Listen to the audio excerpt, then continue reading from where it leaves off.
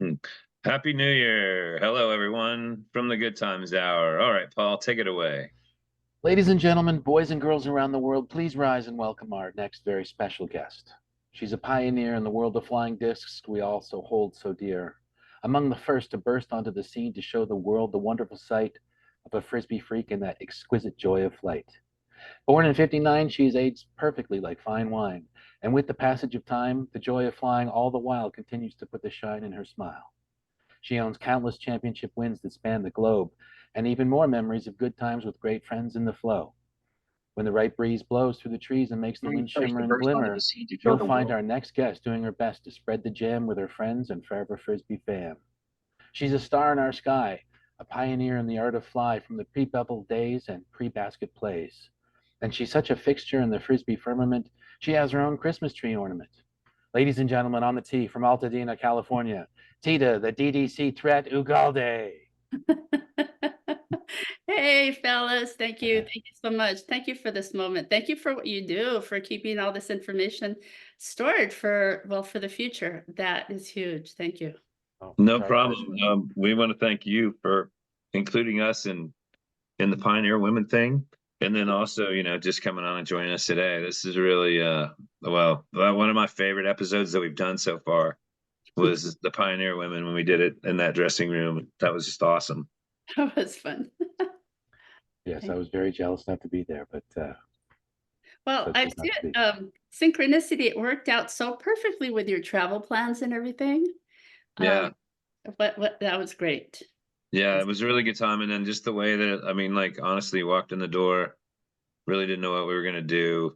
Walked in the room, still didn't know what we were going to do. Talked it over with you, still didn't know exactly what we were going to do. And then all of a sudden, Susie goes, "Do you know Chris Brophy?" And I was like, "Hold on a second. Let's just record all of this." And that, I think that turned out great. I really, I think that one and then Dave Down a Pace in the Year. Those are my two favorite episodes so far. yeah. I talked to Dave afterwards. He had a good time. Nice. Yeah, Right well, he on. didn't know he was live either, so that was kind of cool. Sam's like, "Well, when are you guys Even publishing this?" And it's like, "Oh, it's already published." that was even better. Yeah, without a Look at doubt, him. I like it. without a He was doubt. very So gracious with his time. yeah, and I think there's more of that coming. So I'm looking forward to that for sure. So anyways, let's talk a little framework. Tita Ugalde from Altadena, California. You've been a member of the PDJ since 1976, and your number is number 83. Um, we've talked almost not everyone, but a big majority of the people that we've talked to have a I could have had a better number if story. Do you have a I could have had a better number if even at Not 83? at this point. Yeah, no. So Yeah, it's this is what happened with my uh, my number. yes. Visual uh, aids. visually, that's right.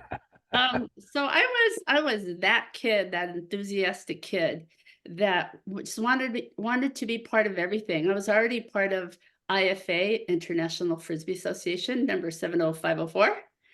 And here was something else I could be part of. So I scraped together my $10, and I believe I even mailed it in. I don't think I handed it to anybody.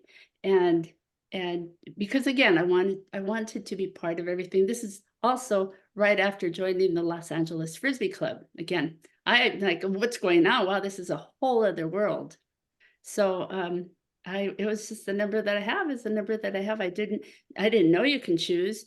I suspected when Steady Ed was 1 and his son was -1 and his, when they had, well, I didn't sure. know about that. Yes, so they chose their own numbers. His other son chose another number.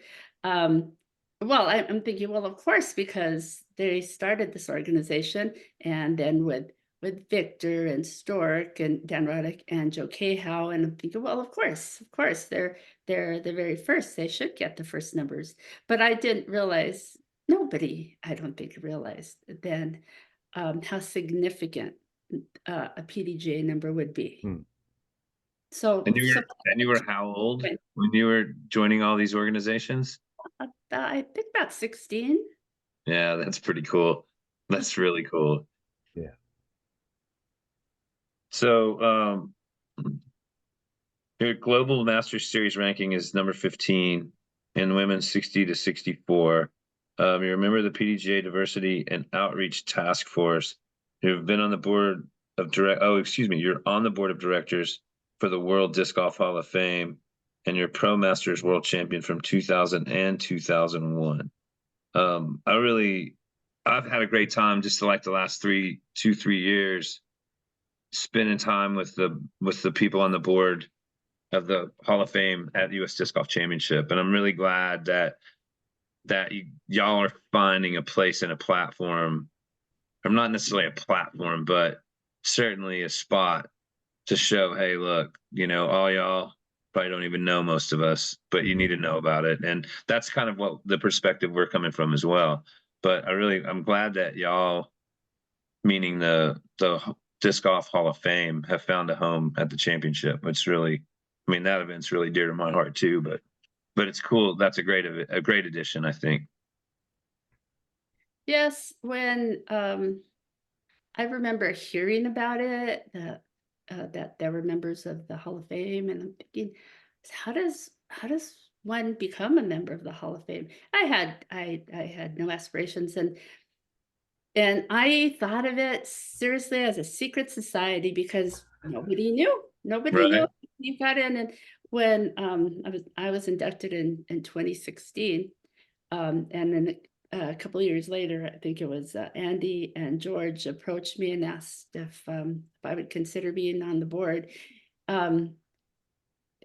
So there's 8 guys and me, and I thought, well, yeah, well, of course, they had to vote and everything, but one of the thoughts that I had is make it transparent, make it so that everybody knows exactly what it would take to be part of this, as Andy will say, the highest honor in disc golf, so that whether you have control of certain things, your character, certainly, are you a contributor? Are you a because of your athleticism, or is it a combination? But what you don't have control of is your age. You don't have control of how many years you've been playing. So those 4 factors, I think, make it that much clearer for everybody to know just what it is. And when the age 45 came out, it caused a lot of controversy because people are, oh well,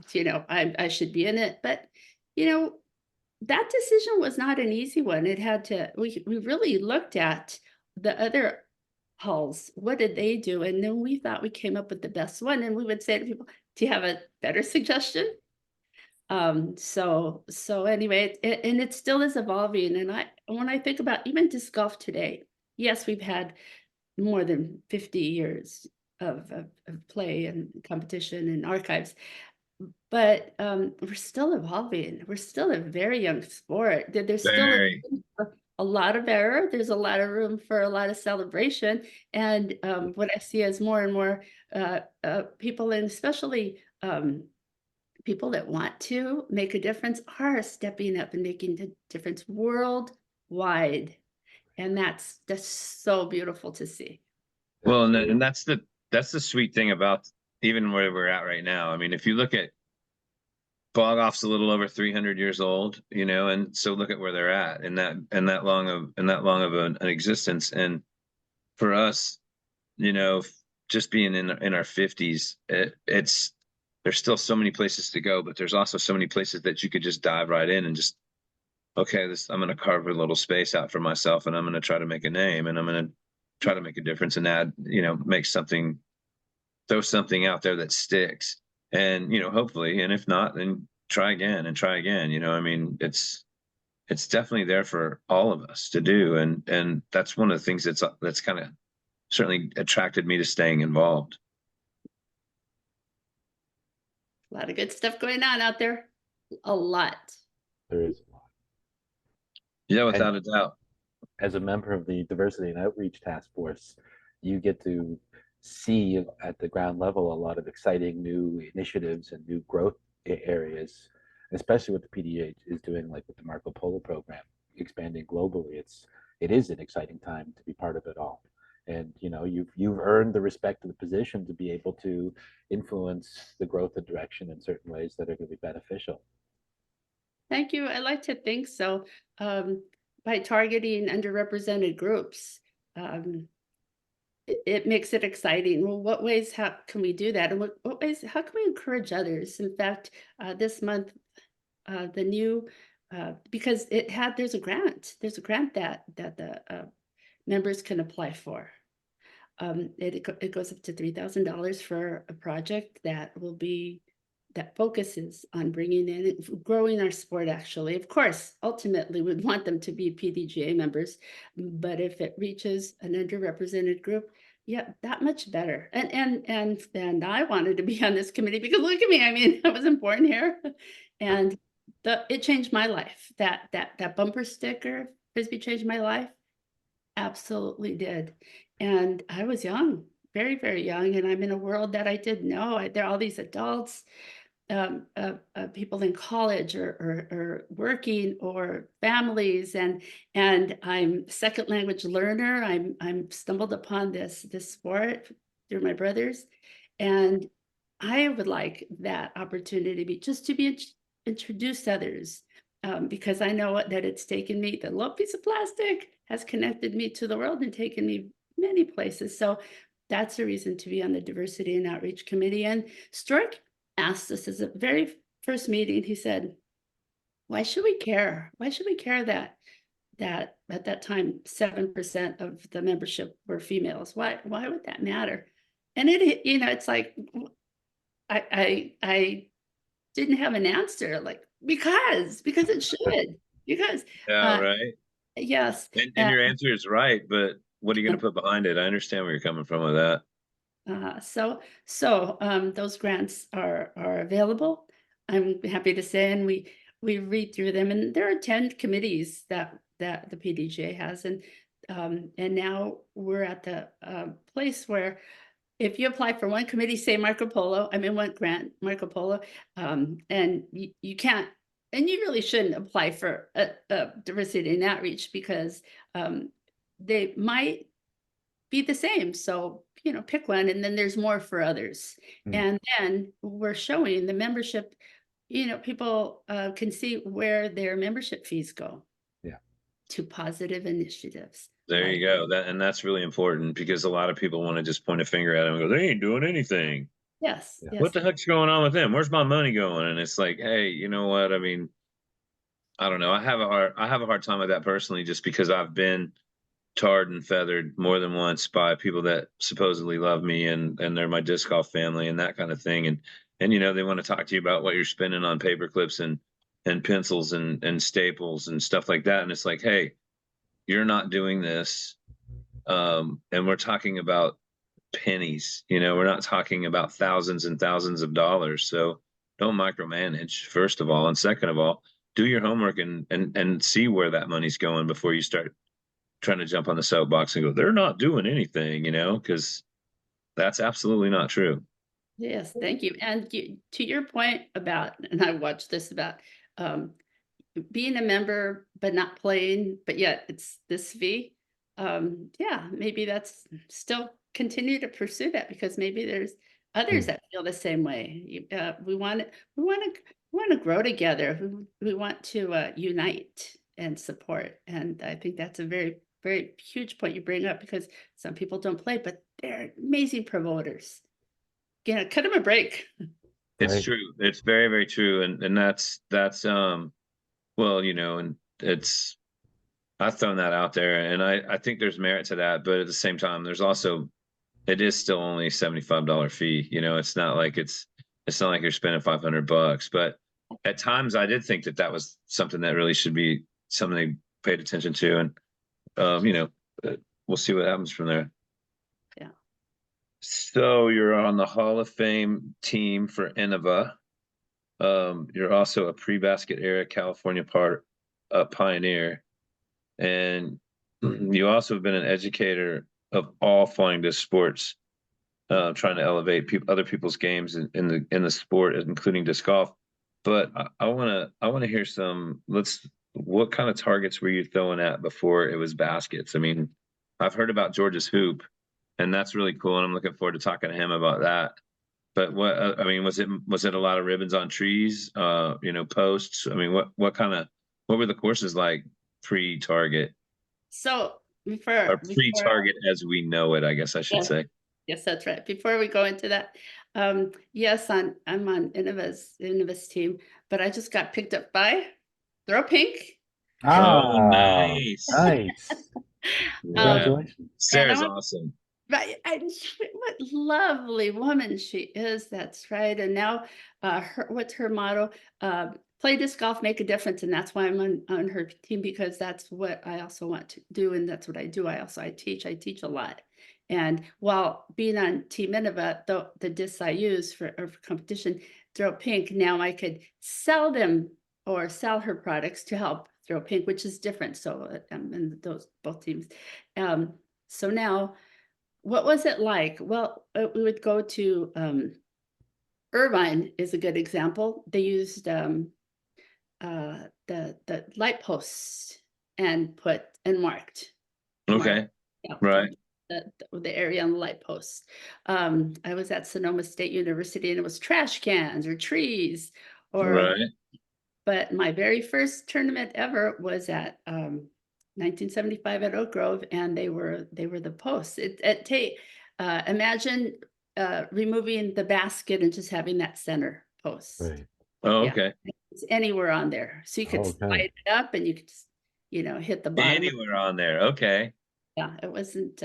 Yeah, so everybody was very clever, but I also remember it was quite a sight when the baskets were installed, and Joe Cahow trying to figure out how to throw it in. And so she was very fond of, well, maybe if I do this like little wrist flip, because it's vertical. And you remember the discs were huge. Yeah.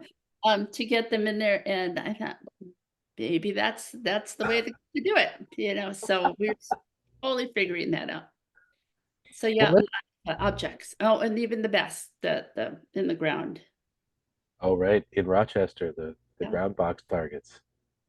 So let's start with your origin story. I know I think you had told me, or I'd heard somewhere, you were at 15 or even 16, you were babysitter for Joe Cahill's kid. Okay, so in 1972, my brother Mario introduced Frisbee catch to our family.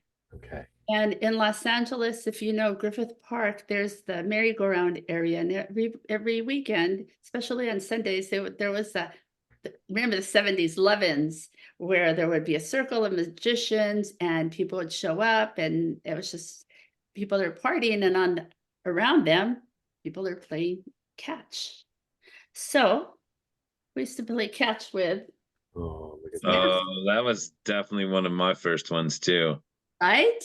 Nice and sturdy. And so, and through playing Frisbee, and there other people showed up to play, my brothers, Jesse and Mario, knew that the World Championships were coming to Pasadena, which wasn't too far. I grew up in Los Angeles, born in Mexico, but grew up in Los Angeles. Recently, I moved to Altadena, just very recently.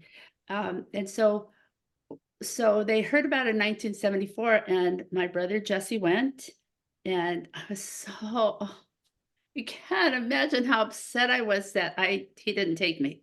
Of course, I was 9 years younger. He wanted to be with his friends. So Right. Didn't want his little sis in tow. yes, exactly. And so on the radio, we would hear about the World Championships at the Rose Bowl, World Championships at the Rose Bowl, and I think you had a choice: bring a frisbee and it's free, or for $5 you could buy your own to get in. And so I bought this. Awesome. Look at how warped it is. Right. This is a promotional. It's like, I don't know, like 97 grams or something like that. Right. But this is my very first frisbee, and that was in August 1975. Soon after that, by this time, Dan Roddick is at IFA, International Frisbee Association, with Joe Cahow, his assistant.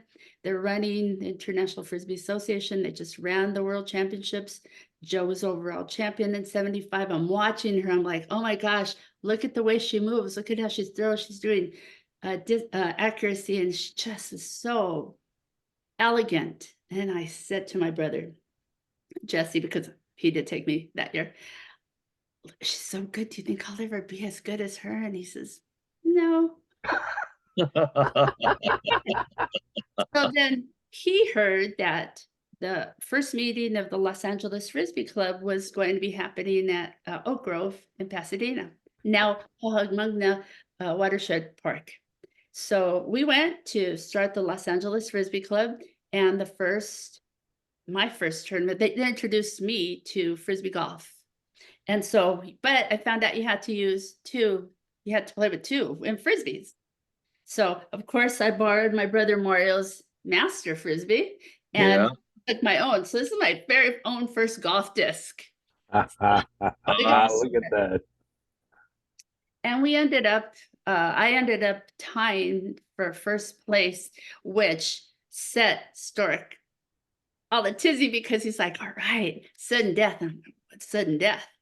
So it was on hole 10, which is now hole 1, where you have those oak trees, and it's about this. It's a little farther now. The pin and the tee pad is different, but basically it's the same layout. And I hit the oak tree, and the other woman, she went straight. And remember, there were no divisions: women's, men's. That's it. You know. So. Oh, okay. All right.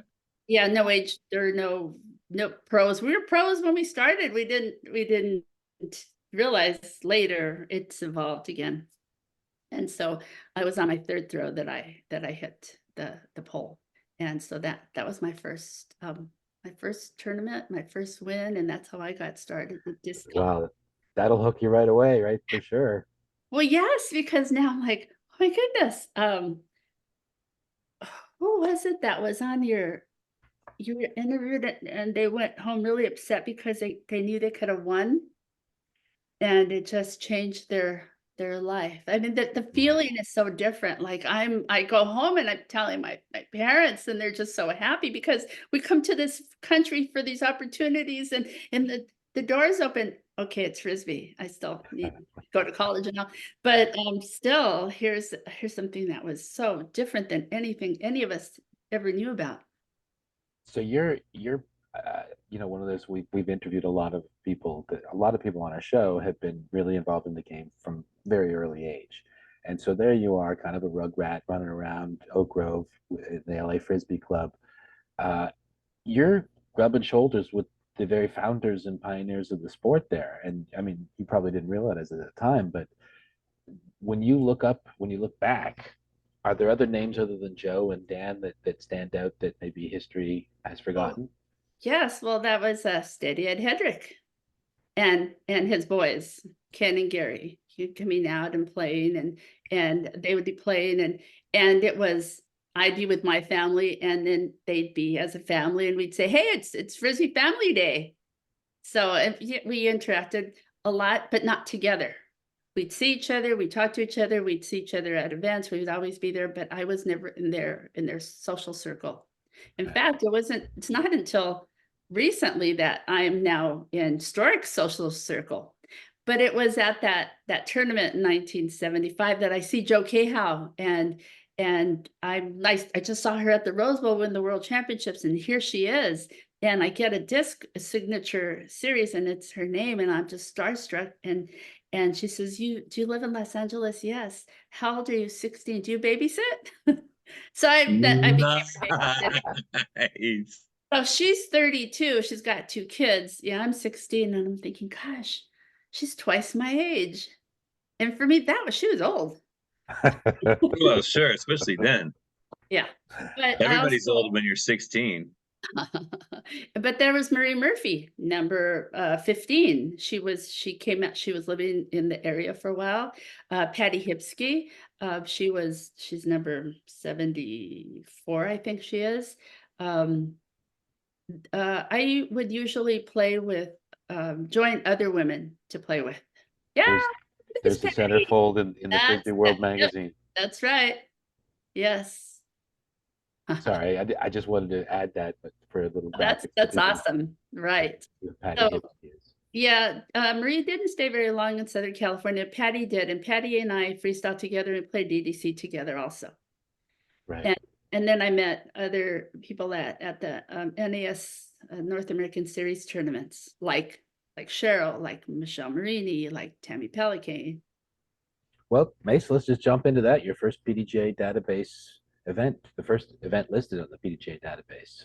Right. So you mentioned one that you played in 75 as your first event, but Paul dug up a bunch of information, didn't find that event, but he did find an event here in 76 that was it was part of the North American Series qualifiers of the World Frisbee Championships and to the Rose Bowl finals. And the it was Joe Cahaw first, you second, Patty Hipsky third, and PJ Calendar. Yeah, in fourth place. So this was a qualifier for the Rose Bowl, correct? That was one. So what we did was it was a series, and it would always start in Southern California, Santa Barbara, Irvine, and it would go to Texas, and it'd end up on the East Coast as the weather got warmer. And then points would be added up. And at the end, they determined, because of points, who would be invited, because it was invitational, who would be invited to the World Championships. And so in 74 and 75, there was actually my understanding that there was a chartered flight to pick up players in New York and in Chicago on their way. And Really? Wow. yeah, but for me, and then in 76, I qualified for the World Championships in 76, and we were housed at Caltech. Okay. So for me, it was a ride. My brother Mario gave me a ride. And I shared a room with Suzanne Lempert, and Monica Liu was next door. And again, starstruck. Yeah. We've heard a few stories about that, about, just specifically about staying at the dorms. And that's always, I don't know, people talk a lot of crap about living in the dorm and college and whatnot. But what few times I've ever got to experience that, even like a couple times at USDGC, there was a couple times that we were in the very, very beginning, we were able to stay in a housing facility that was, I think, for visiting students. And it's right there on the campus and everything. And it was like, you weren't just staying there with yourself and whoever was splitting your room. There was like 3 or 4 other people in the room, or 10 people in 5 other rooms, as well. And so I like that kind of dynamic, I mean, it's obviously it's like touring now and a bunch of people ganging up on somebody's house when they find people that are willing to do it. But I've always liked the bigger group as opposed to a smaller group in that situation, because I mean, you make friends, you learn about experiences, learn about technique. I mean, all kinds of different good things can come from that, Yeah, there was a lot of over the summer. I stayed in lots of dorms and lots of colleges, $2, $3 a night. But we had bare minimum. We had the towels that were just so hard, and the sheets were so thin, and it's that cot. But hey, at that price, you're sharing a bathroom with 30 other people. But yeah, but there's something to be said about that too, But right. they're all frisbee freaks, so everybody's having a Exactly. good time.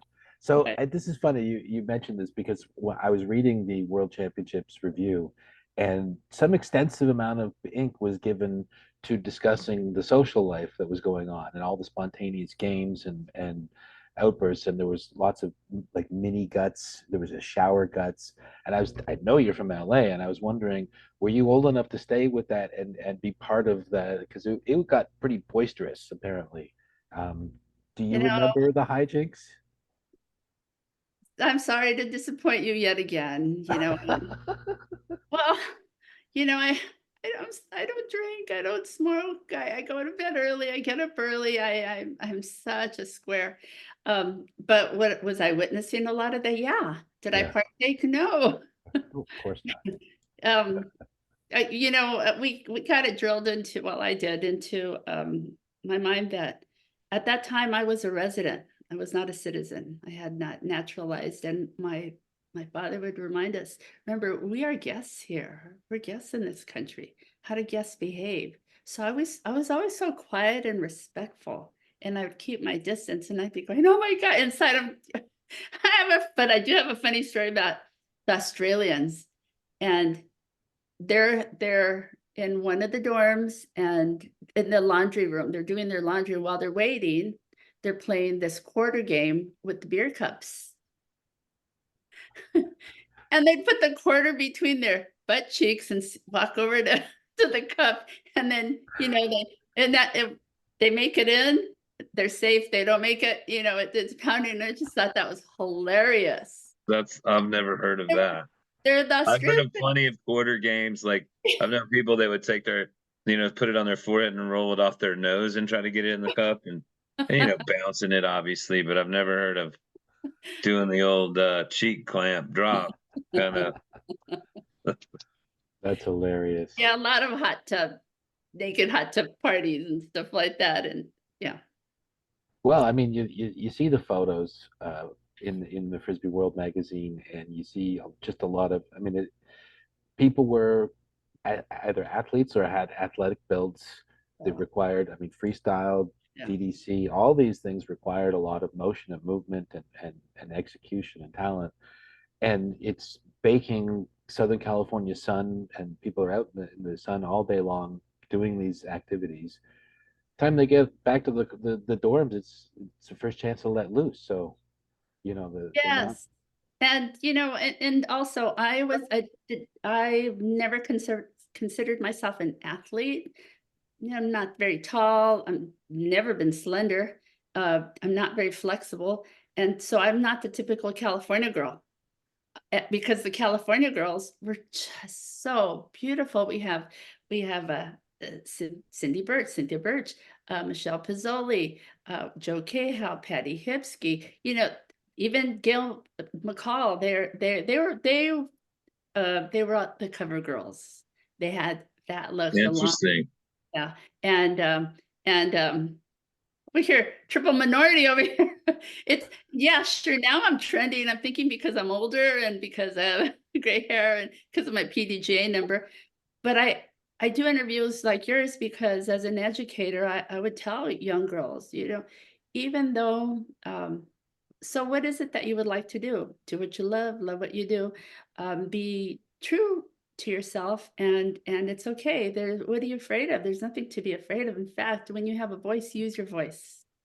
Use your voice so that True. other people could see that you could use it. Just like I said at the panel, I'm this age, another woman will say, "Gosh, you're you're in your 60s and you're playing."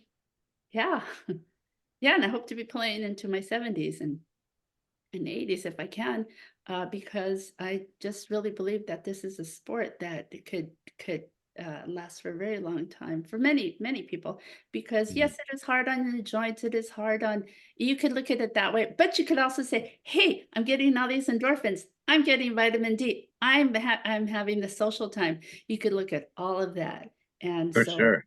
What's your mindset? So yeah, so I would always push myself and continue to promote display, whether it's disc golf or freestyle, catch, DDC, any of the disciplines. Okay, all right, not discathon because Hey, we for got to obvious cut the line. reasons. But yes, I really appreciate the fact that Dan Roddick, he's just a visionary. He would not just put the men on the covers. There you go, Patty Hipsky, centerfold. Right. Really, again, promote. He was a real promoter of the women. I was very fortunate that where I was, there was always a place for women, always.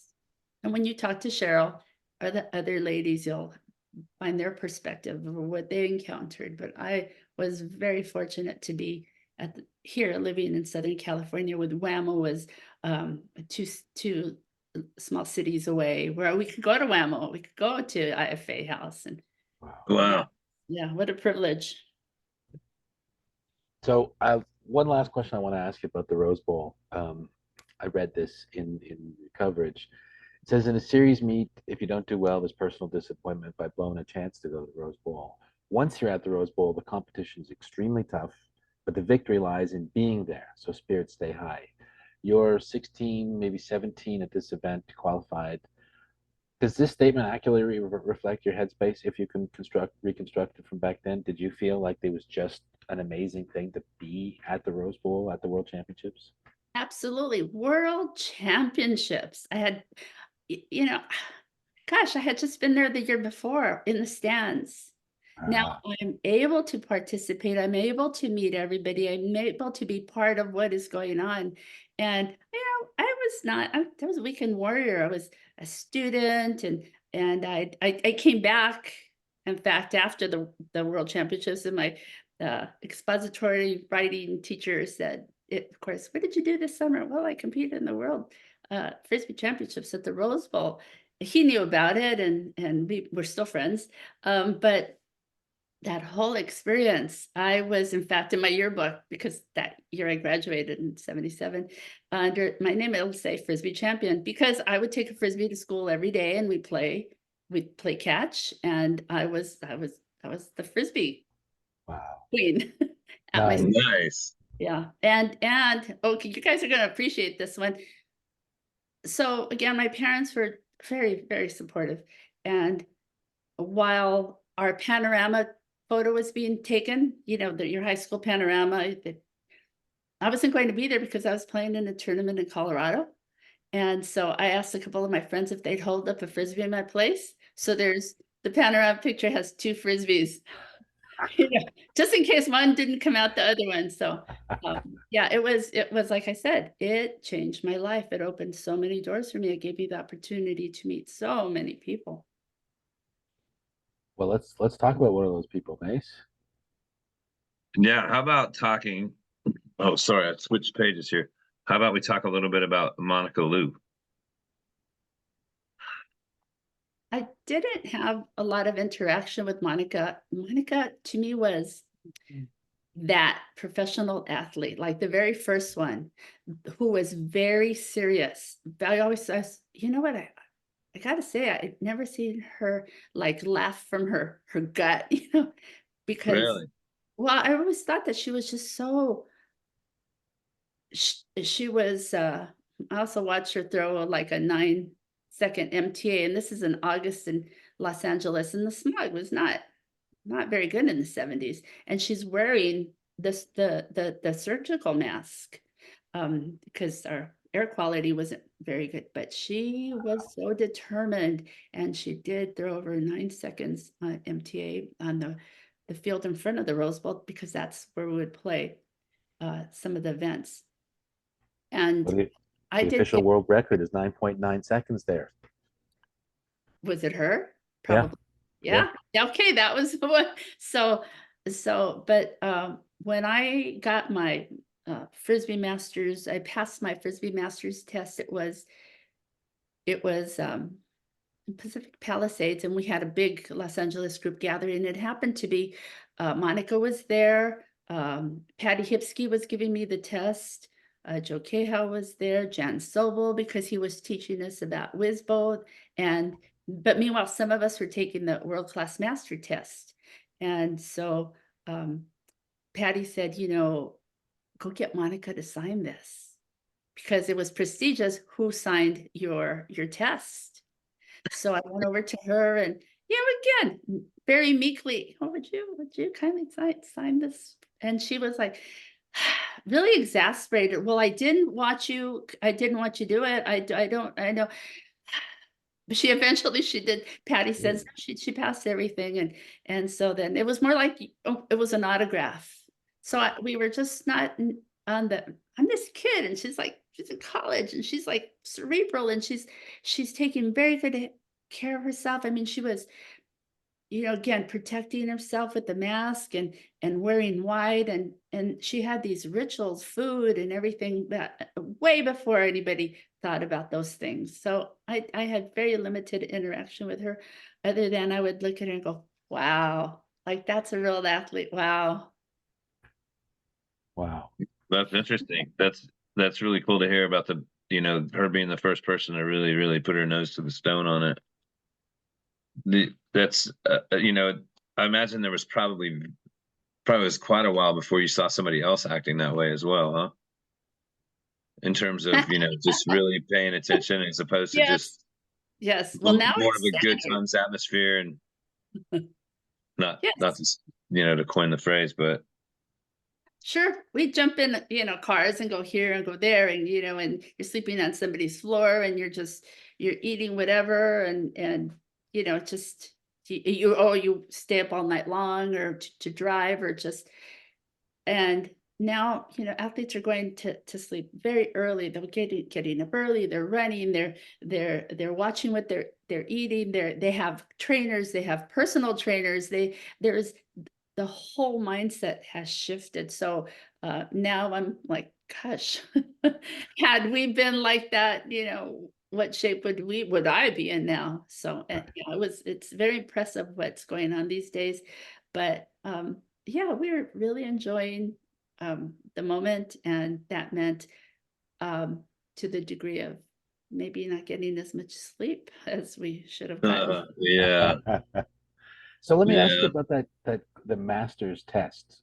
I know I'd seen that before. Did one become an established frisbee master? What you became one, so obviously that's a huge deal. And I know Gail McCall, I think, was the first woman to become a master and the first non-American resident to become a master.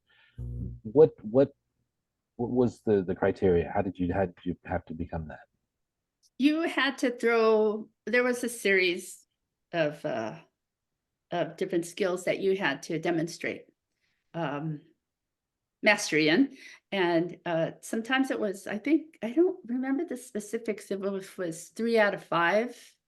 That, for example, and I don't know if this is correct, you have to throw over 50 meters 3 of 5 times or something like that. But what I do remember were that you had to have MTAs throws for a certain amount of seconds.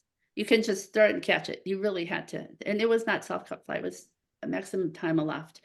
But the one area that I had a little difficulty in was you had to perform skip shots, 3 different skip shots. So of course there's the backhand, and then there's a sidearm.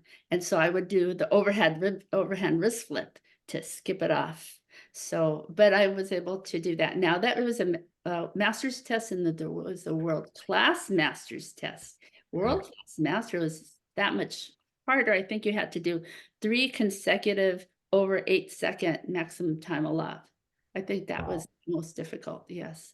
So I don't remember the guidelines. I just remember it was a big deal. And and you got these sweet little stickers, like, so you could put them on your let me see. Oh So wow, look at that. yeah, you could put them on your when you mailed the letter, it was this address label. Return address. Yeah, or you could sign it or something, and with your IFA number. So I just found those today, going, how about that? That's awesome. That's awesome. And I do have the world class. Somebody gave me this. They passed it, but they gave it to me. There's the patch. Wow. Yeah. Full So, patch member right there. so Yeah. did you pass the master, but not the world class master? The world class is just too daunting for me. And obviously, well, not obviously, but did they stop conducting those tests and those rankings after Yes. WAMO? Yeah. WAMO gave, my understanding, was a very good budget to International Frisbee Association to promote Frisbee. And part of that was all of the those stickers, the patches, and to say, okay, I'm here. I was here, now I'm here. So and I'll keep going back to Stork Dan Roddick, who, in my opinion, is just, we are where we are mostly because of his vision. Mm. Yes, we could call Ed Hedrick the father of disc golf, but I call Dan Roddick the father of Frisbee. He had all of these games, and to this day we go play, because I'm so fortunate to live nearby, and we try to meet Thursday mornings and we play golf. But we don't just play golf, we play Wolf, a new game we call Centroid. But to keep challenging ourselves, and to keep thinking in different ways. And And so, of course, I could see all of these tests because of him, the qualifiers because of him. If you were to travel with him, he's got a bag of these games. If you're sitting at a diner and he slides this little alligator across at the edge, you know, the quarter, the nickel, you slide over. Oh, he's got all these cute games. Oh, So you're talking about the shower guts and all that stuff, you know, all of that was we was part of everything. Okay, well, let's try this. Okay, let's try this now. nice. That's awesome. Yeah. So hey, I want to share a photo here. I was years ago. I dug this, or I discovered this, came across this when looking at. Um, can you see that? Okay, Yeah, Gail McCall. Gail McCall. So this is the local neighborhood uh, newspaper, and this is from, I believe it's from 77 or 78. But this was the big deal. She was the neighborhood girl who made it big, and she's from Toronto. She's from the beaches, and she became even more of a fixture in the frisbee firmament, possibly than anybody else. Obviously, went on with Jim and established Discraft. But of when you were growing up, when you were coming into the game, you had Monica, you had Joe, you had Gail. Those were the kind of the three leading figures of women's frisbee disc sports. Any stories about Gail? Any impressions when you first saw her? I know you said that she was a typical California girl, beautiful, but what else can you talk to us about your impressions about her? Oh, her freestyle was lovely. She had, because freestyle then was catch and throw. You threw it the way you caught it. It was freestyle. You didn't stop, set up, throw it back with spin. You threw it the way you caught it. And she was always so good about freestyling that way. It's just, but she had a quick laugh. And again, I didn't spend a lot of time with her. But funny that years later, I'm in Michigan, 2000 maybe, something like that. And she was there, and she just had a bout with Lyme disease. And we spent a lot of time together, but now we spend a lot of time together as equals. Remember, everybody's older and I'm Right. younger and I'm, and everybody's worldly and I'm so naive. And so how time just, gets you right there. So that we're talking about, now we're talking about world stuff. And so I love that last time that I had with Gail was just such a, it was real bonding time because decades had gone by. We hadn't seen each other, and yet we get to see each other. And Discraft was sponsoring the world championships that year. So I did get to see her, but again, not a whole lot of interaction in the early days. Well, you weren't a teenager anymore at that point, so that makes a lot of sense. You know what I mean? And not that you were, it's just easy for people to look, oh, what's this kid want? You know, I mean, like maybe when you asked for that autograph too, when you asked for the signature, she might have felt that way too. Like, why are Yeah. these kids bothering me? I got some preparing to do or something like that. I wasn't very good. I was, they're like they're throwing a mile. Okay, it's relative. Their freestyle is beautiful. They're everything. And, I'm the hacker. I'm the weekend warrior. I'm just a little, and I just want to be there. And I try to be part of their group. And we're just different. But then there was a moment when we weren't. We were the same. And I love that. Nice. Yeah, that's great. Perfect circle right there. That's awesome. So in 77, Paul was not able to find anything in the PDJ database. Is there any reason, or was there something going on in your life in 1977 that you didn't play any events, or is it just because there's no records there? You played plenty. 77, I didn't play well enough to qualify for the world championships. But I did 78. Right. And 70 79 was my first world title. Well, before we get to 79, we want to talk about 78 because you also have got a pretty distinguished. You are with Dave Morris. You were the intercollegiate frisbee champion from 1978. You went to Evanston, Illinois, for Northwestern University to Right. compete. Do you remember those days? Do you remember that? I do. We had so much fun. And there are players that are still Eric Marks, for example. So yeah. I mean, there's still was it Jeff Hungerford? I mean, there's still some people that I met. Yep. Yeah, that I met at that That time. tour. And then what's funny is Dave Morris was working at JPL, and he was when I met my husband, Dave Morris, David Morris was his boss at JPL. That's awesome. So Yes. there's Eric Marks in third place. Yeah, and Beautiful. I'll tell you that, yes, that's right. See the whole list of people that some of them are still playing or kept playing in all the overall events. Because we're playing overall events, not just disc golf. Well, that's totally the other thing is that um, was it mandatory that you had to play all the events, or did people, if you go to any of these events, you just played them, and even if you suck, say at freestyle, you just still do it just because you're competing for the overall?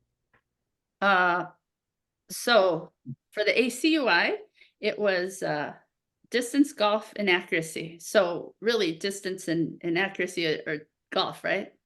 But all the other, for the NAS, it got to be to the point where it was hard to run an overall tournament on the weekends. So they would maybe focus on two events, maybe double disc court and maybe Salchow flight. So you would be strategic and well, where do I think I'm going to get points at? And so then that's where you would to go to those Oh, tournaments to get your to accumulate your points. So sometimes, So yeah, women had like a first here and a first there, and you're like, man, okay. And all you had to do, you had to get first places if you were going to qualify. That's why I didn't qualify in 77. okay.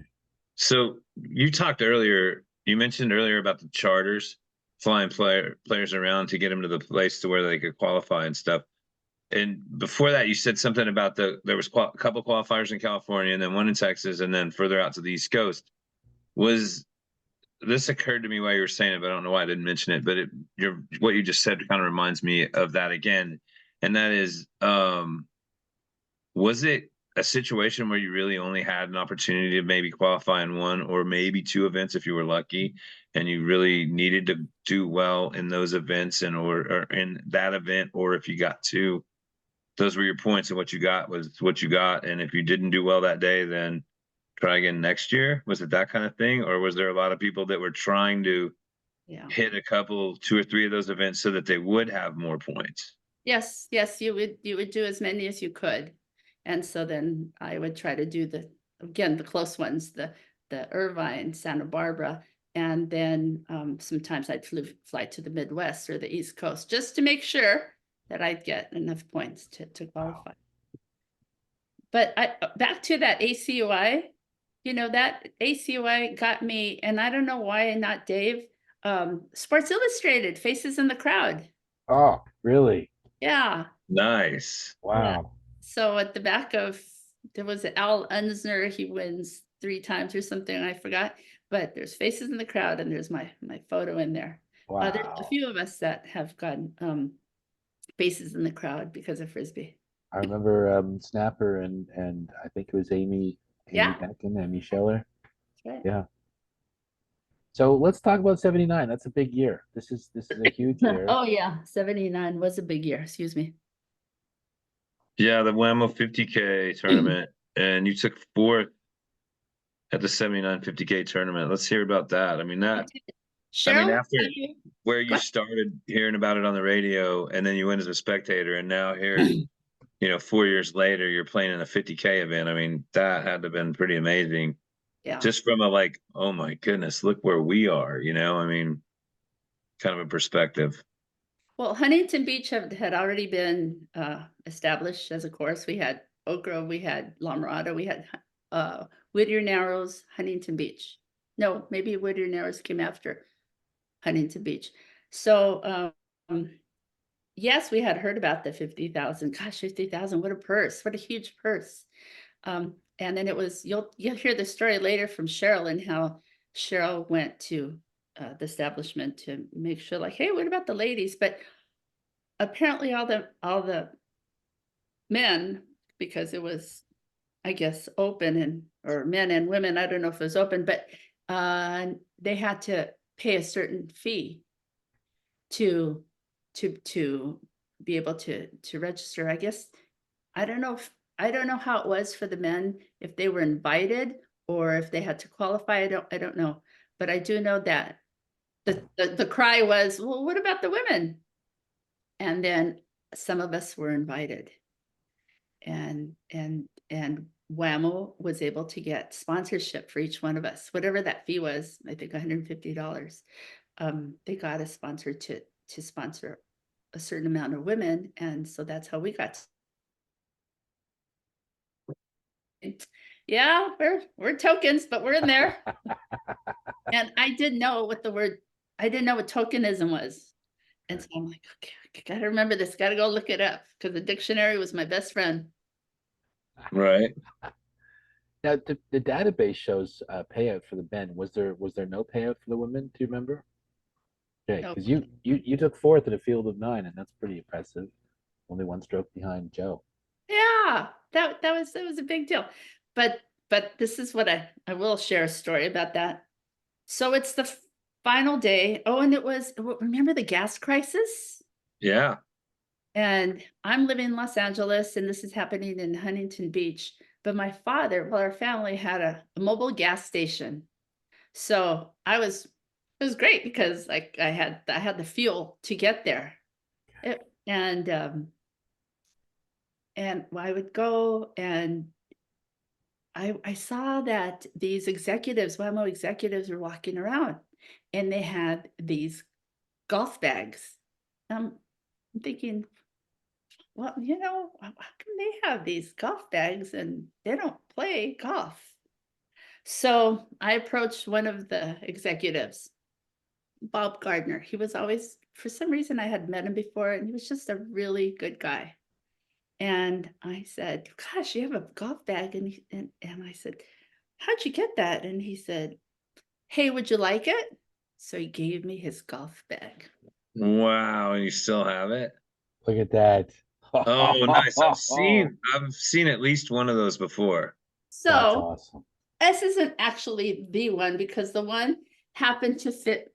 Remember the projectors, the Super 8 millimeters? Oh, yeah. Yeah. My brother had one, and he put it in. He says, hey, can I borrow your bag? His house was burglarized, and this was gone. Charlie Burke, who's a collector, heard that story, and he mailed me. It was a green one, and he mailed this to me. Wow. $50,000. So it's a brand new bag. Wow. But That's awesome. So but we did get the set, the nested set of the 165, 141s, 119s, and you put the zippers here. And so then, yeah, so that was a big year. Look at that. 1979. Yes, it's still in really good condition, brand That's new. some sweet swag right there. Yeah, but it just dawned on me, like, you guys don't play, but they're the ones who had the bags. So they were just looking for an opportunity to bestow a bag on players who inquired. That's I don't know, but I didn't ask for it, but I thought, well, gosh, how do you get one? And he said, Yeah. you just found out. Yeah, that's great. That kind of thing, obviously their motive and your motive in those situations is very different, but like those things, you don't get rid of them. I mean, look at you, you've kept that since the 70s. That's, you know what I mean? And it's just like somebody buying you dinner, if you didn't expect it and you see them the next time, you're like going, oh yeah, I remember having dinner with them and they bought, and it's just one of those things that sometimes stands out for a long time. Nice little pat on the back. Yes, and Michelle Marini had flown out with Jim Herrick and John Cohn. They're all from New York, upstate New York, around the Rochester area. Rochester, yeah. Yeah, and so they asked me, gosh, is there a place to eat? They were on the way to the airport. How long would it take? And I said, well, everybody came about the same time frame. They said, is there somewhere to eat? And I took them to their very first Mexican restaurant. Nice. And they didn't know that I had to help them with what to order. So I thought, oh, good. I introduced them to Mexican food. Nice. That's good stuff for sure. So you get your first official win, at least according to the PDJ database, in March of the IFA NAS series at Irvine, and you get to decisively beat Joe.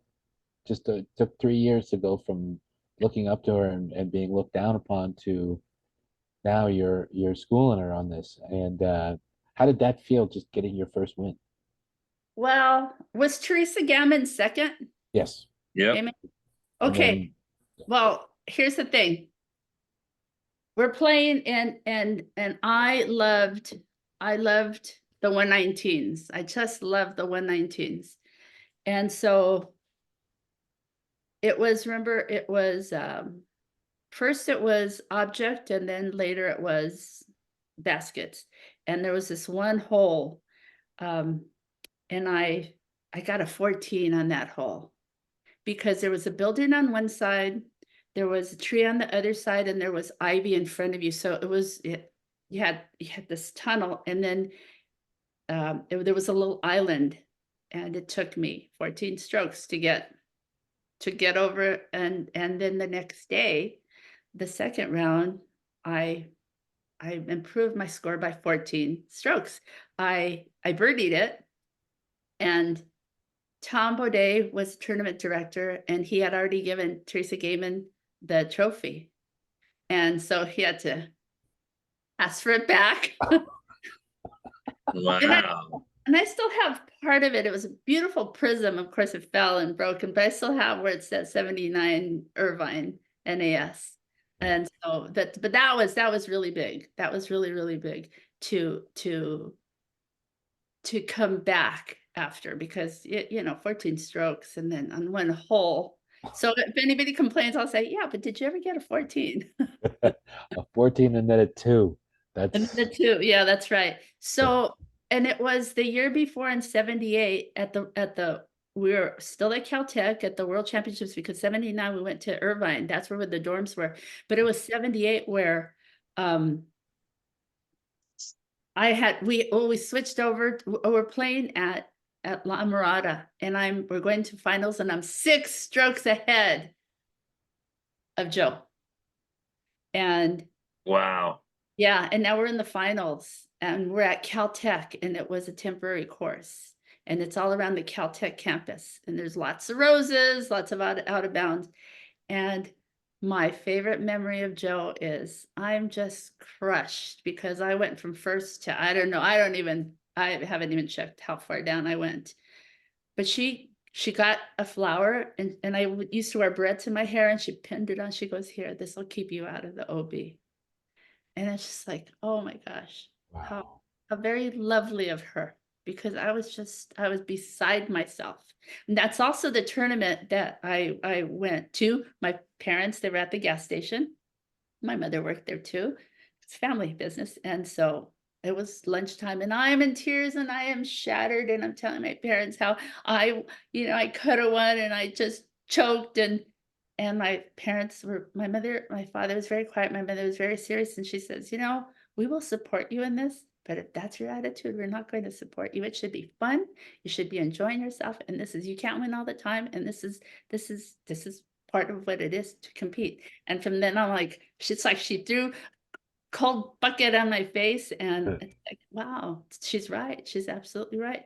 Wow. Do what you love what you do. And a warrior does not give up. She finds the love in what she does. And so that was a really, really good lesson. Nice. I got it from Joe. I got it from my mother. And I'm like, oh my gosh. So 78 was really big for me. But That's 79 was the first world title with self-cut flight. You wouldn't have thought so, but I'm not a runner. So self-caught flight, is it measured in distance from start to finish? It used to be maximum time aloft and TRC, throw, running, catch. Self-cut flight is a combination. Okay. So you get 5 throws to see how long the best that you have of 5 throws and the best time in the air.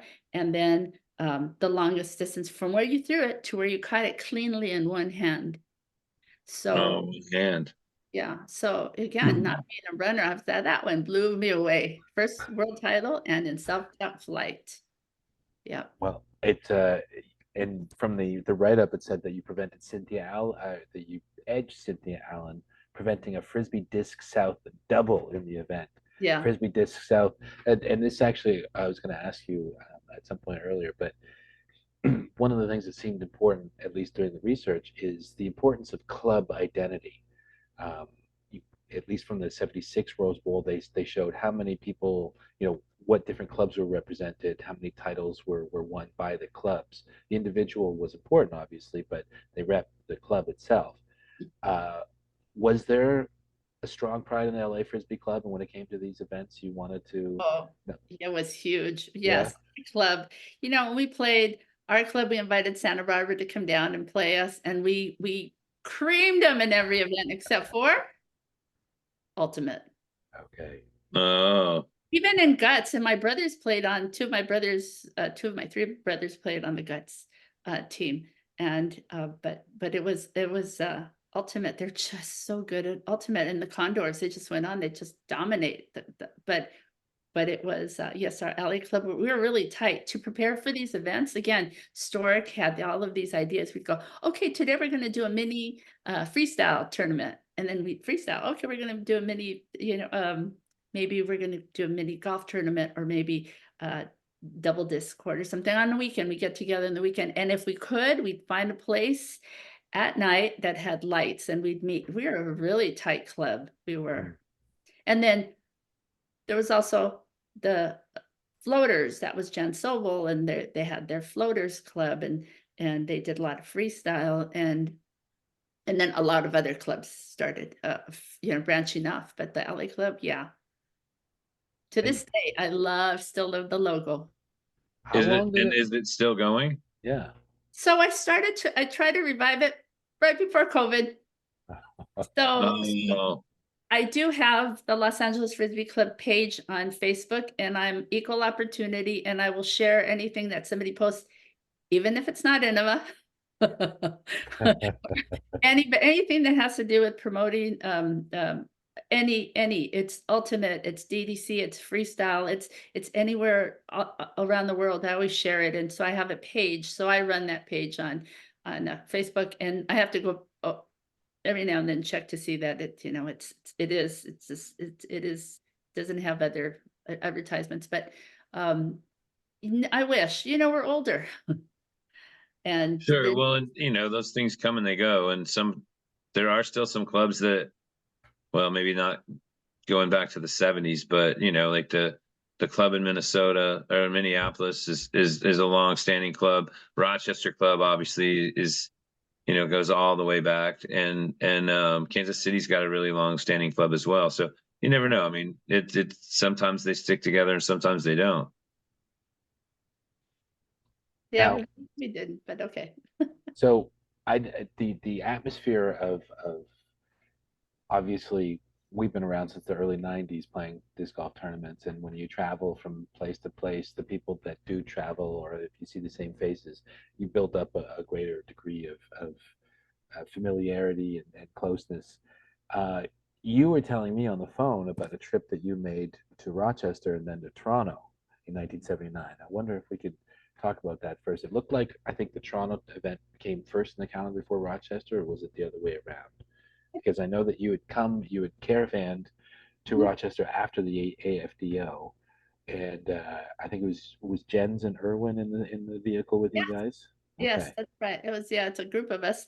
We're at St. John Fisher College in Rochester for the AFDO. And then I remember um, driving to Toronto and going across Niagara Falls at night. And I'm like, man, this is just so beautiful.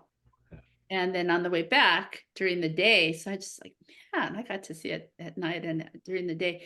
But getting to Toronto, everybody's talking about Yonge Street. Yonge Street, this is popular Yonge Street. And I didn't know why it was so popular, but we had a hotel, like we all crammed in there and Yonge Street. and then we would take the ferry to the island, and there was freestyle, and I don't remember what else. Of course, Jensen Irwin won. Yeah, it's So, yeah, I forgot what else there was. There might have been golf, but yes, it was great fun, that trip.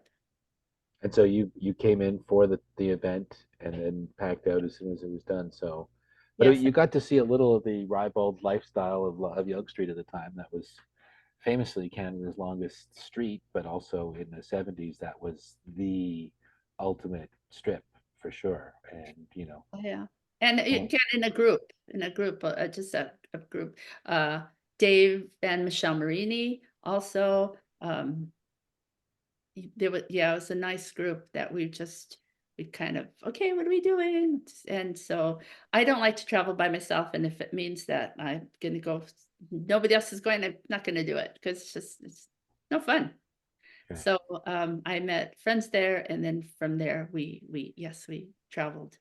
And everybody kicks in for the gas, and but we managed to find a nice place to stay.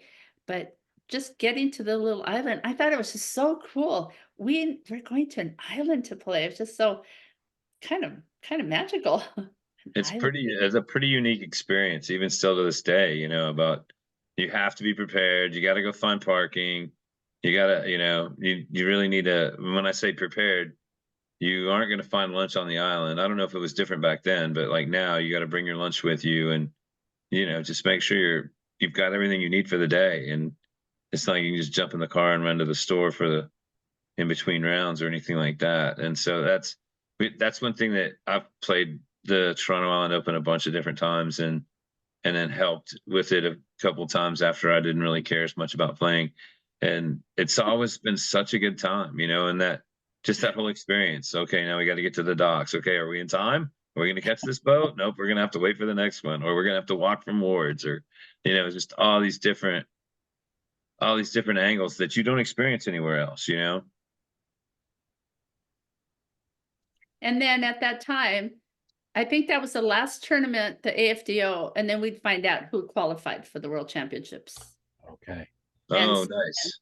And so then if you lived on the East Coast, you would get, again, money from WAMO. You would get money to fly to the tournament. And then once at the World Championships, you would get a player's pack, you'd get a frisbee bag, you get 2 uniforms, socks.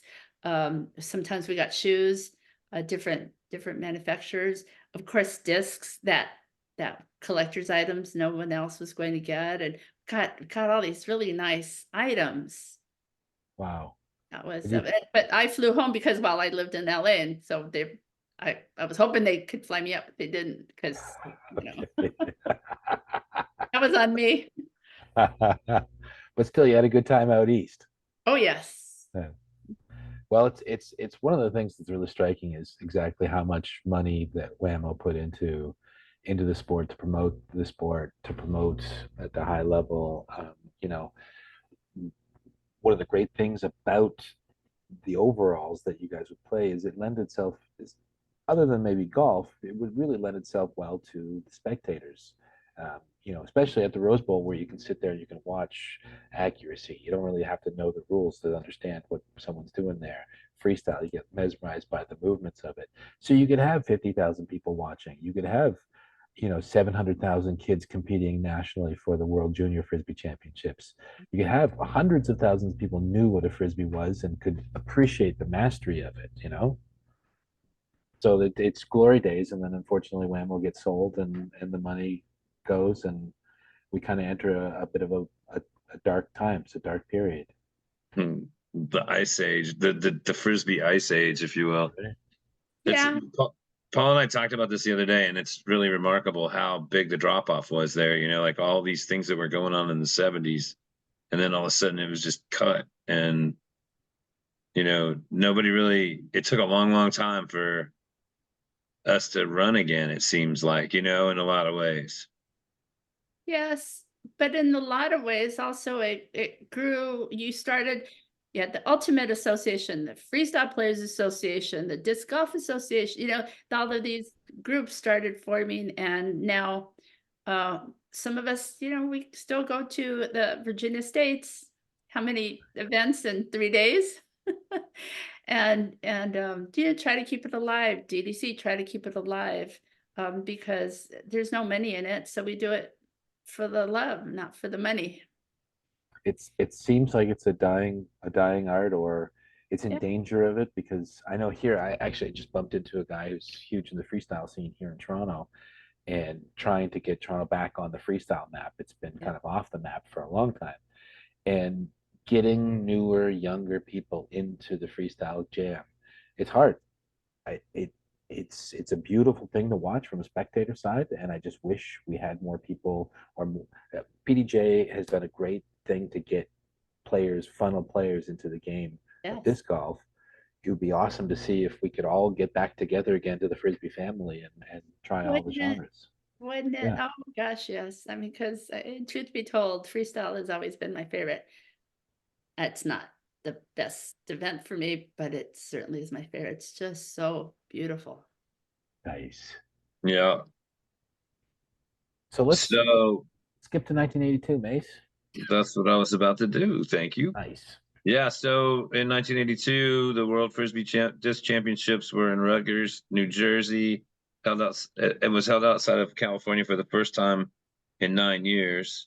And I'll run down your stats from this event quickly. Women's overall, you tied for 5th. Woohoo! That was big. And DDC, you took 3rd with Tammy Pelicane. In freestyle, you freestyled with Mary, and Paul was Laurie. able to. Mary who? Laurie. And then yourself and Tammy. Yeah. In self-caught flight, you took 2nd. And in golf, you took 3rd. That's And then pretty good. Paul found this little hot dip porno story about Oh, Hartmut, stripping down past his skivvies. because the pond was full of eels. Full of eels, huh? Yes. And so we did not mind him going in after his disc in the pond. Going, okay. Were you? It says in the write-up that there was a quote female foursome on hole 4. Were you in that group? Did you actually see Hartmut skip down? Yes. Okay. Yes, happily. Nice. It's like, was he still from, was it West Germany still West at that Germany. time? Yeah. And, he's losing a disc was huge. You don't get them. And so he's not going to get that lesson. We're like, okay, here we go. And then the women are like, hey, wait a minute. Let's just wait this out a moment.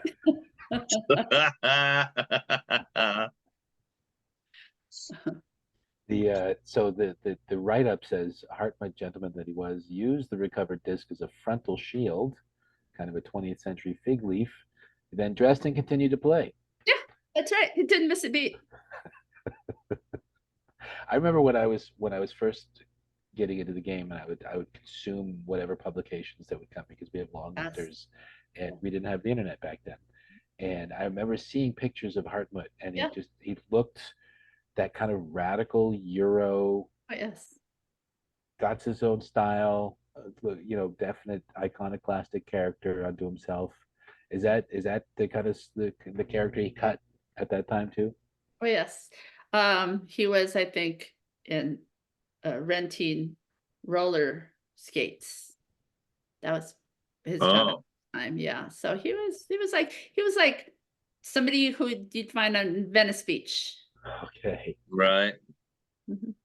Out So there in shape, having a good time. Yeah. Oh, yeah. The curly hair, that was just just fit nicely. Yeah, he was a good guy. Really liked him. Nice.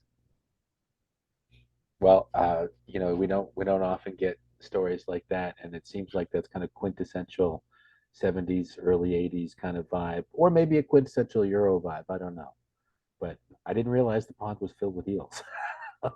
Yeah, me neither. Yeah.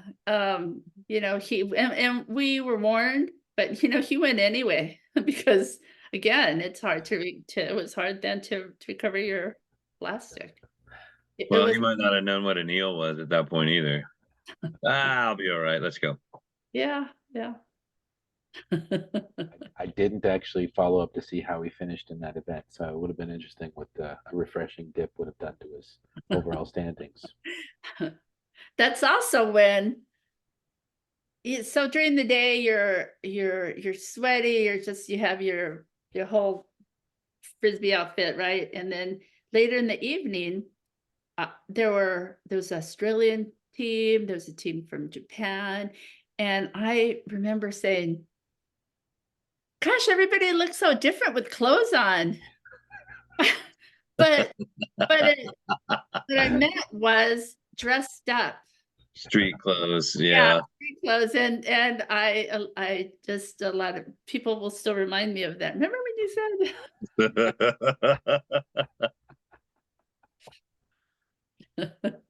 I think I was with Tammy too at that time.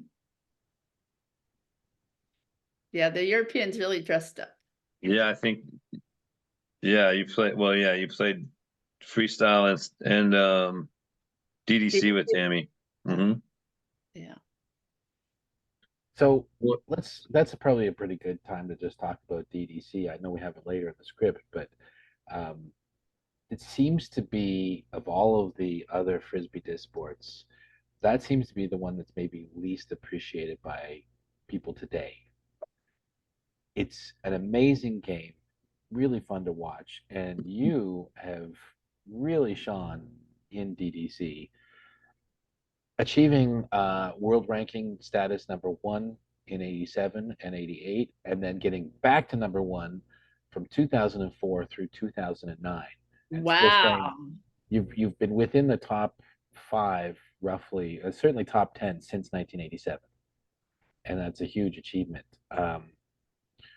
You said freestyle is your favorite, but you've kind of had some of the most success with DDC. Talk about that, and your different partners with DDC too. Patty Hipsky was my partner, Cheryl Payne Newland, Tammy Pelicane, but Beth Farish, Lori Daniels. When Beth Right. couldn't play, it would be Lori. And Beth is a really good back player, really, really good. She'd call me Hands Ugalde, because if it's going to be in near me and I wore gloves, I was going to grab it, and my job was to just to wait to hear what she had to say. And in the early days, Beth and I, this is how we'd play. Wow, Beth, what a great throw. Hey, thanks. And then later as it evolved, okay, tip, off. The conversation changed because we learned how to play the game, but people would watch us because we'd entertain them with our conversation. Okay. Oh, that was well done. Hey, gee, thanks. Well, I really appreciated oh yeah, I thought I'd try it. And then later it was just like, quick, just because you had to communicate. That's the key, and know and trust what your partner was doing. Switch, okay, off, yours, and or you got all day, or whatever the call was. So we played very, very well together. And then there was a time when it just wasn't best partner for Beth, and then she got a different partner, and so that's when I stopped playing, because there were not many women playing, and so I thought, that's okay, let others play. You have played a couple of mixed events with Conrad, with Harvey Brandt, and even Chris Horn. You've had some success with that too.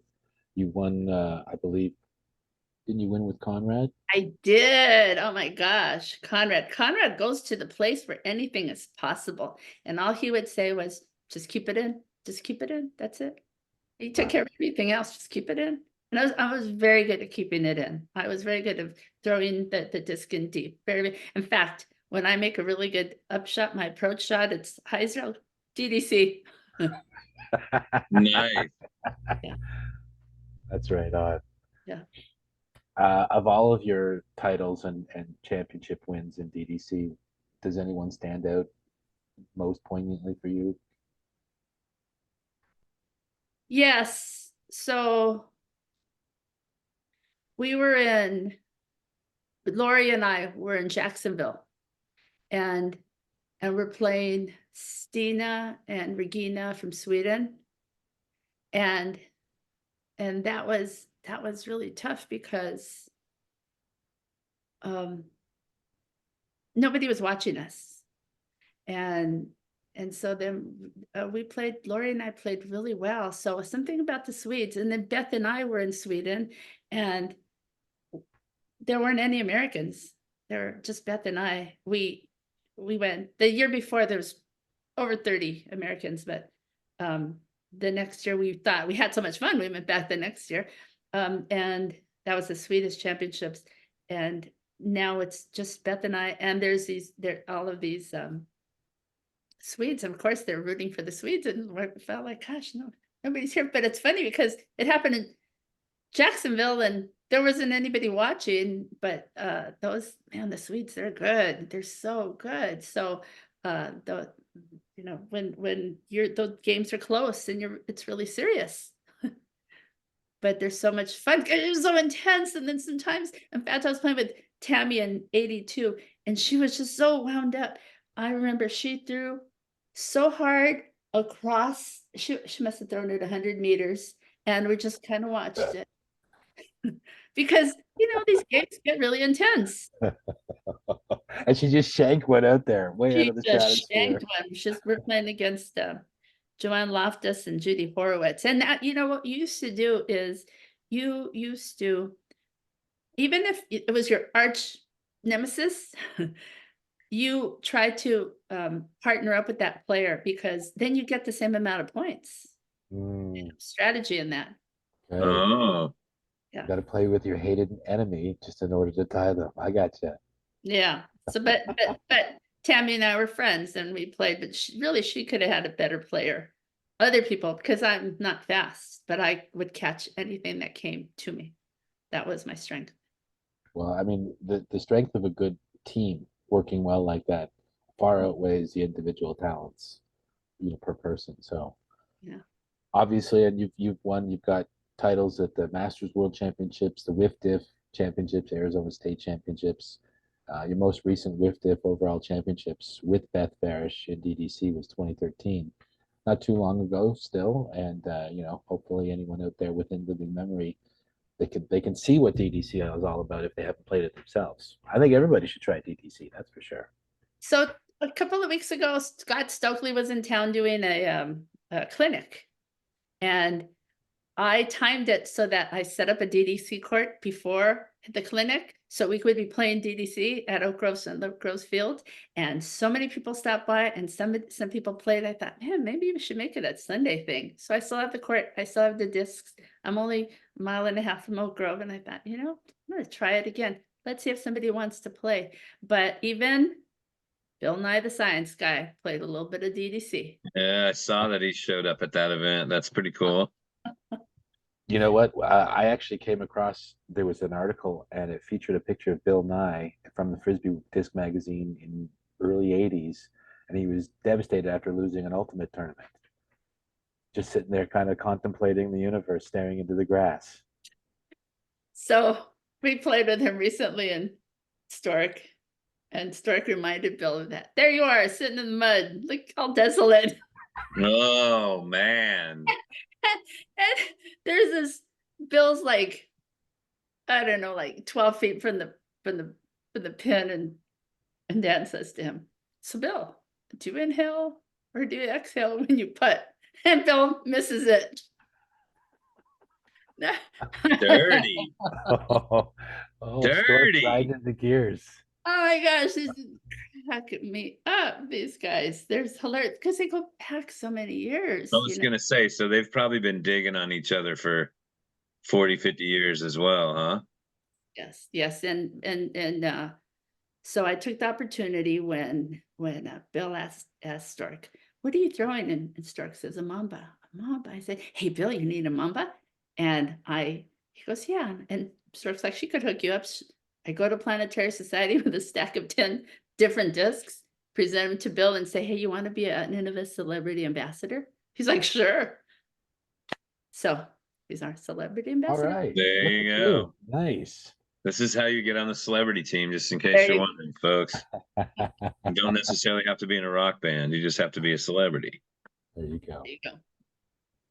So let's we're not gonna keep you on the line too much longer. We're having a great time, but we know we're very grateful for you for setting aside this time and sharing your stories. Thank you. But let's transition, Mace. Let's talk about the Tita's ideal foursome. Yeah, I was gonna jump right in on that as a matter of fact. So, if you had an ideal foursome, who would be on it? I mean, if you could pick your foursome or your fivesome, it doesn't have to just be four. It could be five. Who would be your five people that you would pick to play golf with?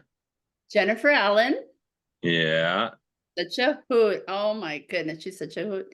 Evelina Salonen, Nice. of course, Hannah Blomroos. Okay.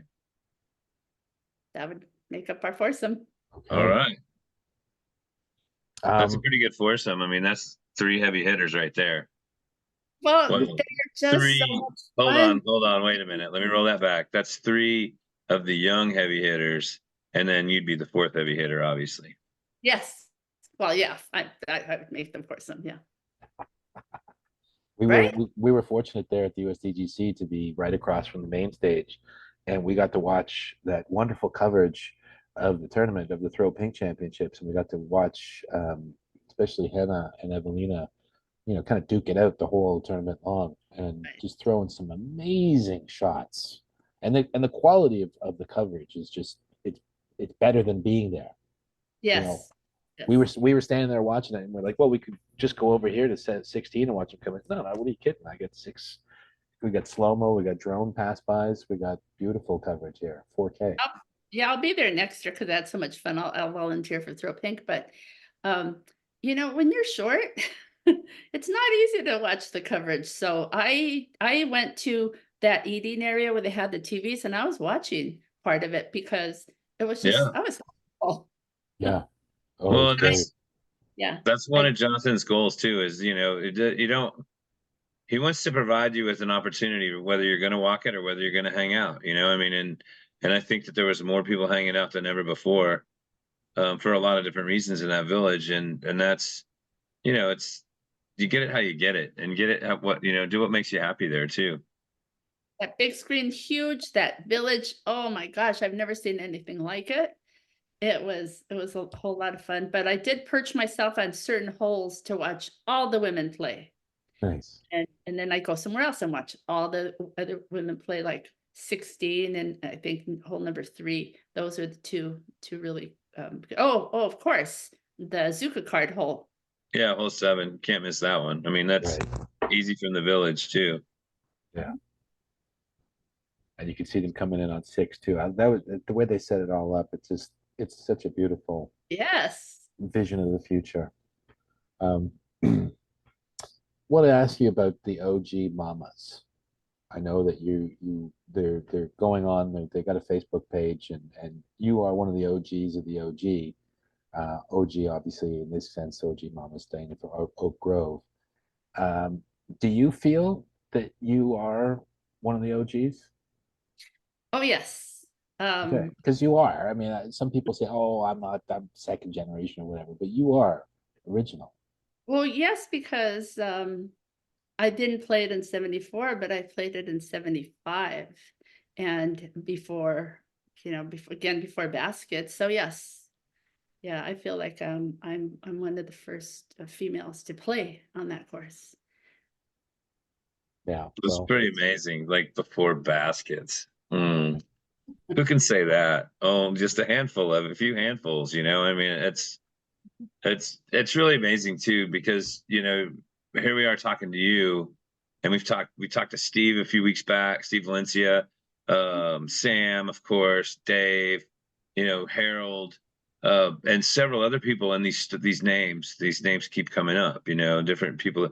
You've mentioned more of the original old school people like Dan, but like I keep hearing about all these other people, and it's just like, oh, let me interview somebody else, and they say the same names, and it's really cool keep peeling back those layers and seeing, seeing who's popping up from this layer and from that layer, and a time frame like that. It's just really, really amazing to get to share or have you share this with us. Yeah, certainly a lot of names we want to make sure are preserved, and hopefully will spark some interest in people wanting to go and check out some of these names. And we, this is a chance to talk to you since you're with the PDJ Diversity and Outreach or Outreach. Um, the PDGA did say that they were going to change their policies, and if members are not current or if they passed away, that we could see their records. We're not able to, and I'm not just asking this for me personally as a researcher, but for anyone out there, we should be more transparent with the PDGA database and records. And so non-current members, for whatever reason, they're not current. It would be nice if we could be able to see their contributions and their career. Oh, I see what you're saying. That's right. Because of course they're no longer on this earth, so they're not going to have an active membership so that everybody could see it. But it would be nice to be able to find out more about them. I see what you mean. I mean, Well, it's same with. Go ahead. I Sorry. was Big Doc told me that the first of the year that was supposed to change. And so I don't know. This is the first I'm hearing of it, so I don't know any of the details or anything like that. But that kind of thing's really helpful in a lot of different ways. Keeping that under wraps. I'm not sure what the benefit is. I mean, it just as per one of the names that you mentioned, Marie Delrose Murphy, she's not current. So, but you can't see PDJ number 15. You can't see her historical record, and I just think that's kind of depriving posterity and the archives of the greatest amount of transparency and information. When I thought about putting together that panel, um, I went through, all of the numbers up to 1,000, and there were lots of names that I didn't know, women that held 2 or 3 digit PDJ numbers, and I got in touch with a good amount of the ones I knew. Not everybody could make it, and a lot have moved on with their lives, but I was surprised to see these names, and I wonder about them. Like, I wonder what these other women that I never met, what they went on to do, if they're still playing, if they're not playing. I just wondered. But of course, they're no longer active. Mm-hmm. Well, that's part of our journey. Is hopefully we can reach out and find those stories from each of those members. Um, I wasn't there, so I didn't get to see the energy in the room. But at that Pioneer Women Disc Golf panel that evening, when you guys were on the stage and with the whole assembled host, almost 300 women playing At my party. at your party. I mean, that you kind of organized all that. You got the ball going. How did that make you feel, looking out there and seeing that many women coming together to play for a tournament and being one of the OGs that they're looking up to? Yes, I go not because I'm good. I go to be part of it. I go Yeah. again because also, well, Innova has just been very, very good to me. I go to represent the female this age minority, because I still consider myself a minority in disc golf. Um, and so to see all ages, our shapes, all sizes, all backgrounds, it come together, it's a mind blower because again, who knew? I did. I wish. I was hoping. I'd hoping to see more and more women and to see them come together and the different groups of the women, because some of them travel together, and then there's women that travel by themselves. It blows me away to get to these events. But again, the village that's set up there and all the support for women and men would ask me, some of the spouses, what could I do to support? And I said, you're doing it. You're supporting a loved one. You're here. Yeah, right, for sure. It's huge. The time that it takes, and you're listening, and you're seeing how things have changed and how things will continue to change. And so, thank you for that. And That players meeting was amazing too. And then, then to see right? Sarah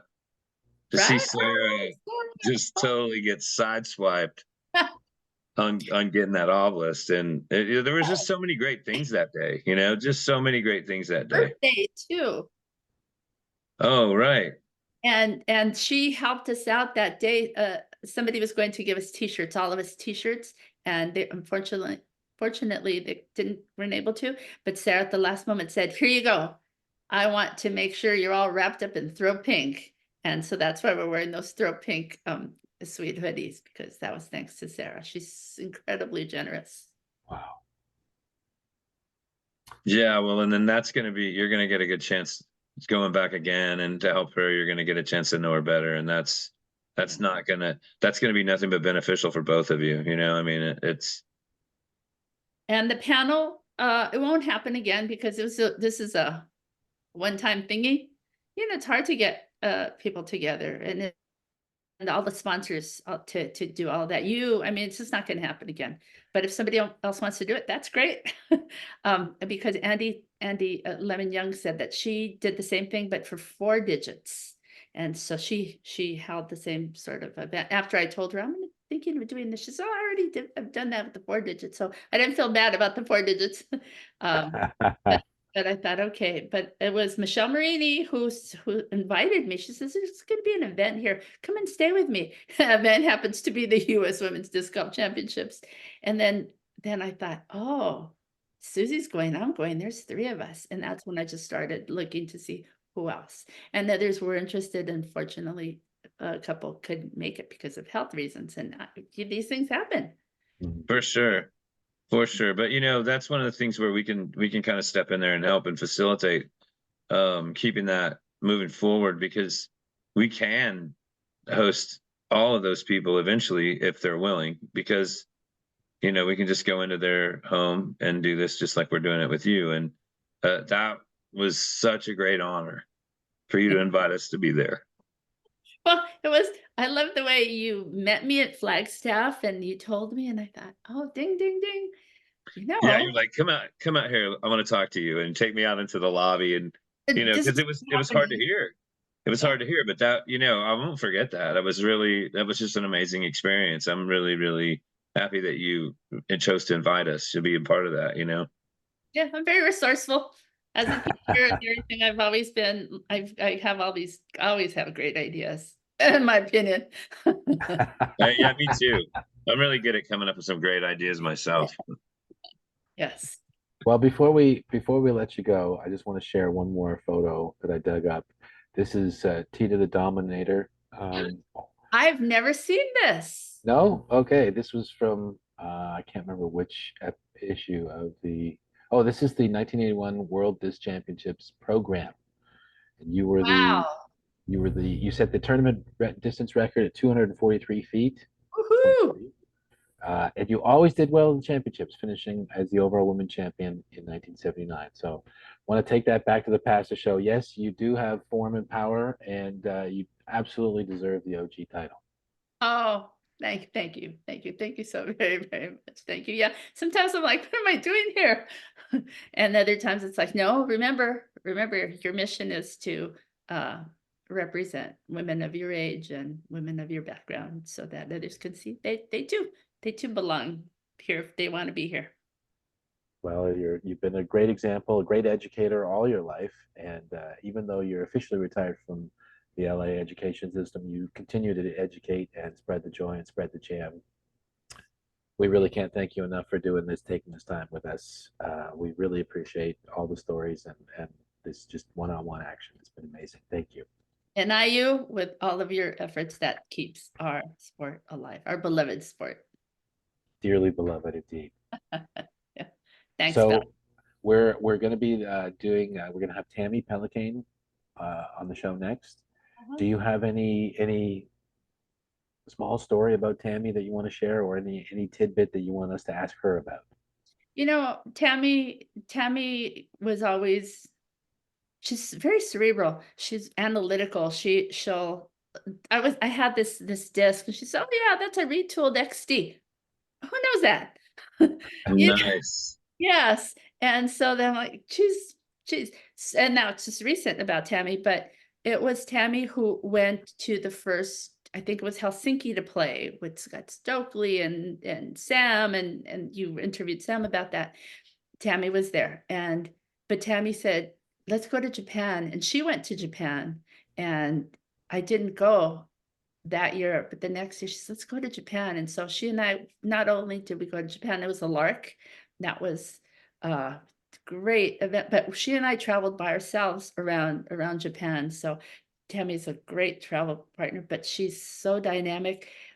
You know how you wish that the best of the best were the best at the same time? You know, it's like they keep comparing Climo to Paul, for example.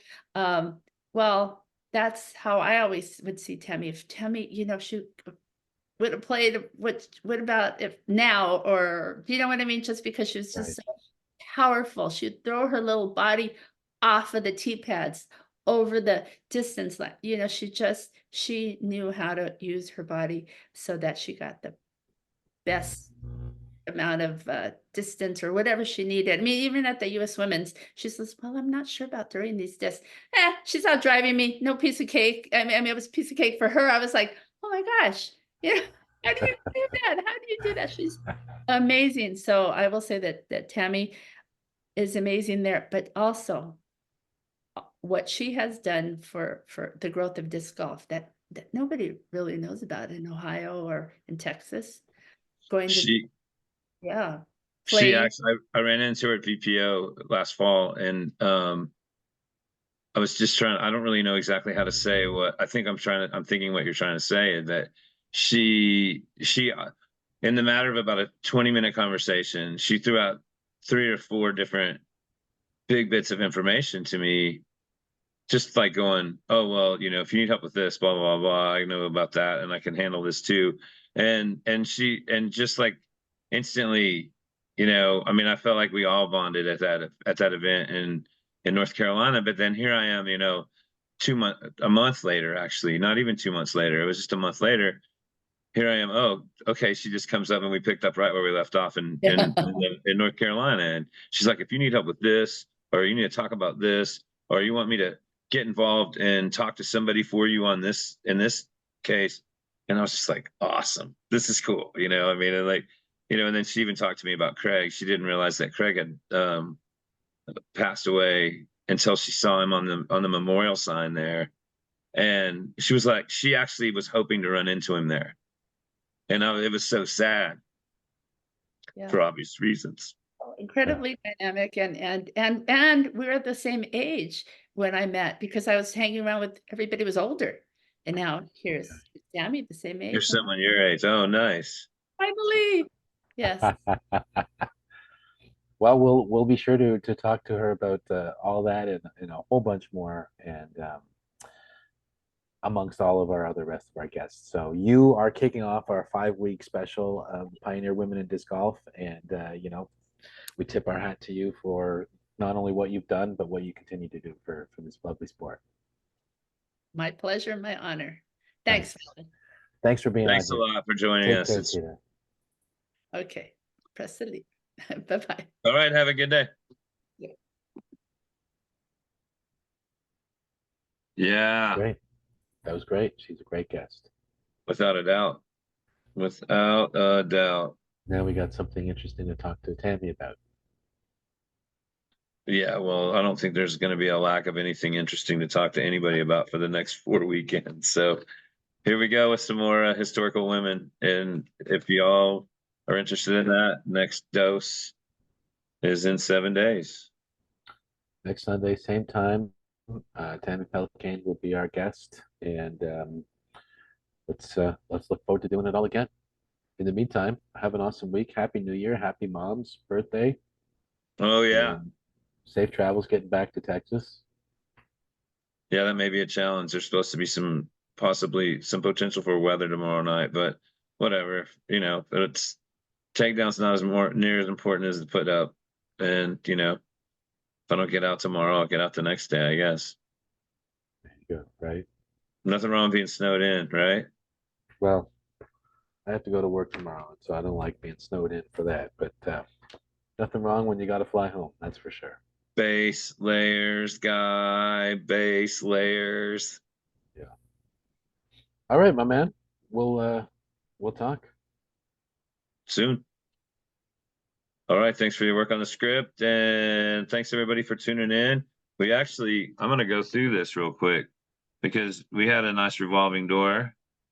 We started the show with Chris Sprague and a friend of mine from high school, Greg Flores, checking it out.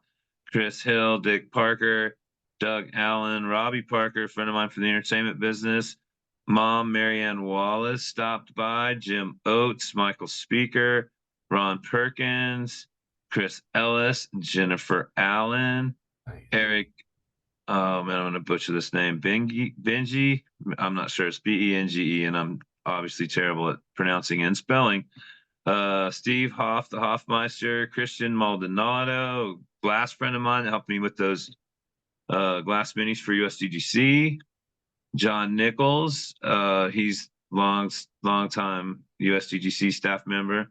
Ryan Bivalacqua. Oh, Bevy. Hey, look, Nice. I got that one right. Yeah, you did. Seth Peak, Gary, oh man, Cassie, Caissie. Again, I'm terrible at pronunciation. Daniel Zamora, Nicholas Stock, Keith Mason, Doug Williams, Bill Sherman, Jeff Harper, Brad Bishop, Brad Inninger. Thanks to everybody for stopping by and spread the word. All these shows, I'm going to go ahead and process this. Hopefully I'll have it posted later today. I believe my mom's internet is better than mine. I got new internet and it still sucks as bad as the old internet. So it'll take a little bit to process this, but this will be posted. And anything else we want to talk about before we call it a day? No, that sounds about good. We hit all the marks. So we'll just leave it at that. Always leave them wanting more, and leave on a high note. Showmanship. All Thanks. right. All right, guys. Thanks a lot, everybody. Have a good afternoon or evening, depending on where you are. And we'll see you next week.